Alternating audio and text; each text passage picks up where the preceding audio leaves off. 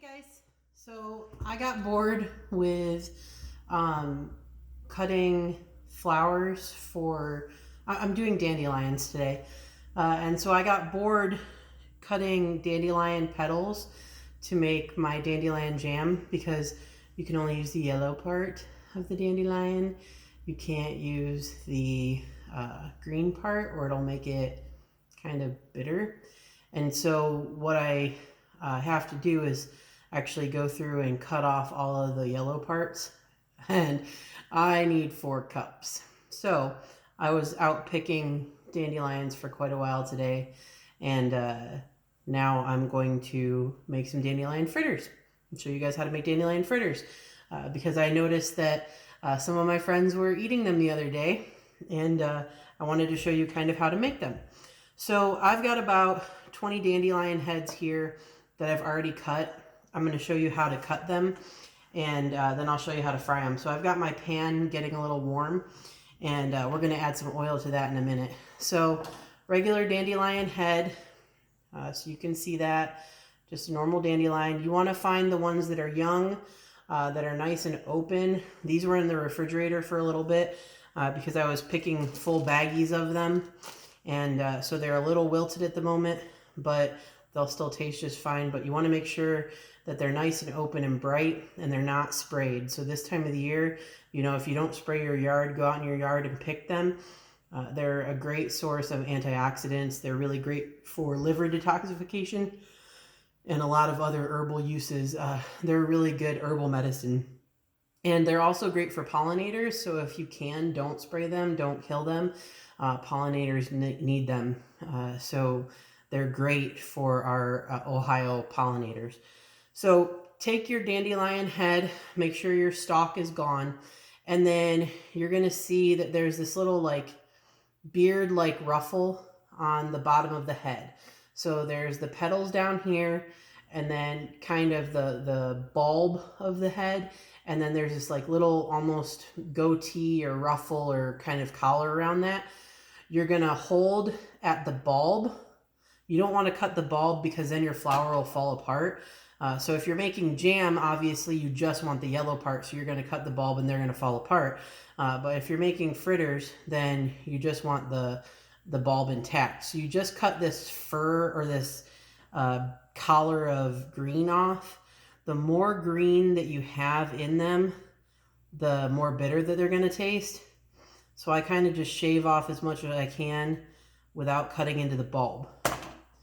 And so I'm hoping that you guys can kind of see, you get a little bit of a white stem on there, and that's how we want these to look. So I saved the green part. I'm actually going to feed it to my turtle. You can do other things with it. It's not a big deal. Once you get about 20 heads or how many ever you want to make for a batch, you need to rinse these. So before I do that, I'm going to add some oil to my pan. So I'm not going to like deep fry these, I'm just going to fry them. So I kind of just want to coat the bottom of a pan in a good amount of oil. So I've probably used about half of a cup there. So I'll kind of tip this up to show you. So not a huge amount, but just enough to fry the head.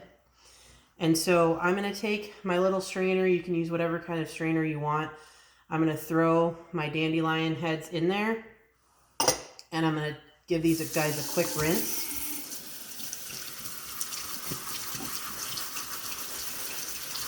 You're just trying to get anything off dirt-wise.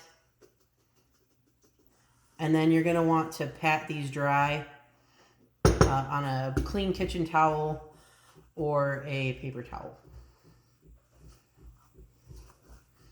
So we're just going to get all of that excess moisture off of those. And then what we're going to do is we're going to take each flower, and you could do the whole thing. I think I had a fork here somewhere.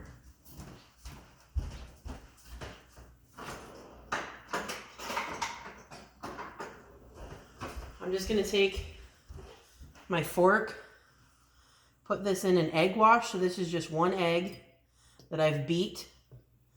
And then I'm going to put that into a mixture of polenta, which is cornmeal, and I've got some seasoning in there. So salt, black pepper, a little bit of thyme, and a little bit of oregano. You can use whatever kind of flavoring you want. And then I'm just going to coat these.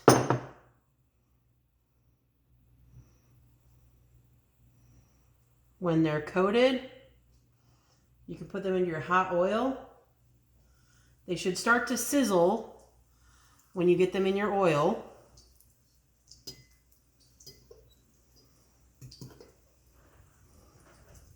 You want to get as much of the egg wash off as you can.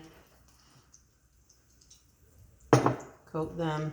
You can do a few at a time if you want, and then drop them in.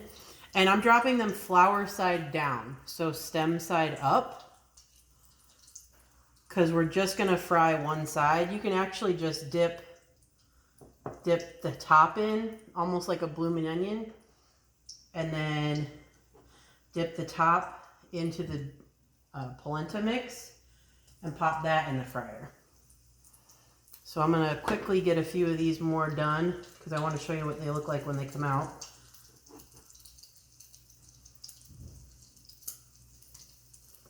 All right, let me show you what these look like when they get out of here. So I'm just going to move them around for a little bit, make sure they're nice and fried.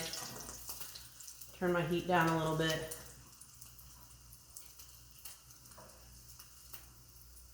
This one's pretty done. So as you can see, it's got kind of a nice golden brown on it, and I'm just going to pop it on a plate with a paper towel to drain off. So you don't want to keep them in there for too long. They just want to be a nice golden brown. So if you're not quick, do a small batch. And so this is what they look like.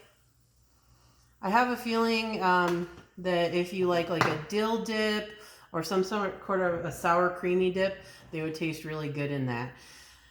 For the dandelion jelly, I'm just using a recipe that I found, but you actually cut the petals off, just the yellow petals. If you use too much of the green, your jelly turns out bitter, and then you end up making a tea out of those, and then the tea is what you use for your jelly. So hopefully you guys liked my late night snack, and I will see you guys all later.